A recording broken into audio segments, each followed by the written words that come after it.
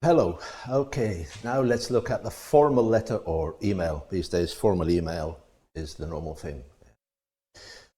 Okay, the objective is, of course, to provide a response which is consistently appropriate. Again, so it's formal, it's got to be consistently formal.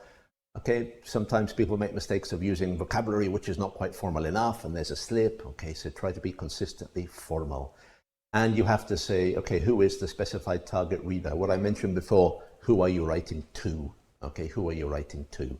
You have to ask yourself that each time you write. The structures, the classic structure, the greeting, opening paragraph, main content, closing paragraph, and then sign off. Okay, the greeting, it's the classic dear Mr. or Mrs., okay, or dear Sir or Madam.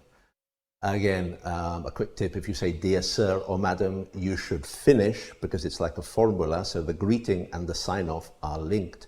The dear sir or madam, if you don't know the name of the person you're writing to, you would finish yours faithfully. If you're writing to a specific person, dear Mr. or Mrs. Jones, then you would say yours sincerely. Okay, so that's the classic formula that we use when you're writing a formal letter. Again, the opening paragraph, why are you writing? Don't waste words. I've said this before, but it bears repeating. Why are you writing? If it's a letter of complaint, what are you complaining about? Okay, if you're applying for a job, where did you see the application? When? Begin, explain why you're writing. The main content, of course, depends on the question itself. And the closing paragraph, very often these formal emails, they're transactional. You want something. You want maybe compensation if it's a letter of complaint. You want a job, typical things. So you have to say in the closing paragraph, what do you expect from the recipient? What do you want? Okay, so you have in the closing paragraph, you have to express what you want the person you're writing to do. What do you want from them? And then the sign off. The style, as I said, it's formal. As such, don't use any contractions. Write everything fully. Don't write I'd, write I would. Don't write he'll, write he will. Okay, no contractions. No phrasal verbs, which probably will come as a relief to many people. Phrasal verbs are informal, so avoid them as far as possible. Okay. An example would be, this would be like a letter of complaint. It's a typical one. You've been promised a holiday, a package trip to the Caribbean. The hotel stay was not what was advertised. So you can see in brackets, it talks about the standard of accommodation, the food, the politeness of staff, lengthy delays. And you want compensation, all right? It says then, write a letter of complaint, mention the difference between the advertisement and reality, the quality of food, the rude staff, the length of delays, the compensation.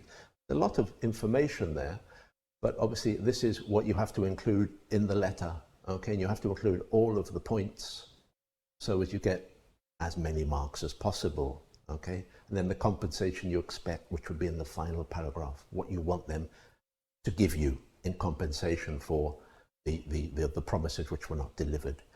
Write your letter in appropriate style, formal, said before, and no postal addresses. You don't include any postal addresses in an exam, okay? Finally, some general hints. Be polite and respectful, all right? So, of course, that's logical, but don't be rude. This continues to the next point. In letter of complaint, be firm, not rude. Okay, so be careful not to go into, to tip over into rudeness. You have to be firm, be very clear, as it says in the next point. Be clear, be firm, but don't be rude.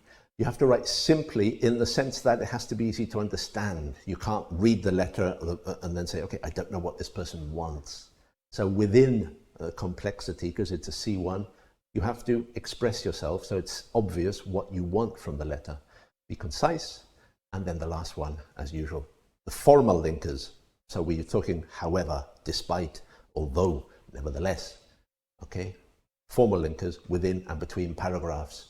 As I said before, linkers make everything more coherent. We have to bear this in mind. Thank you very much.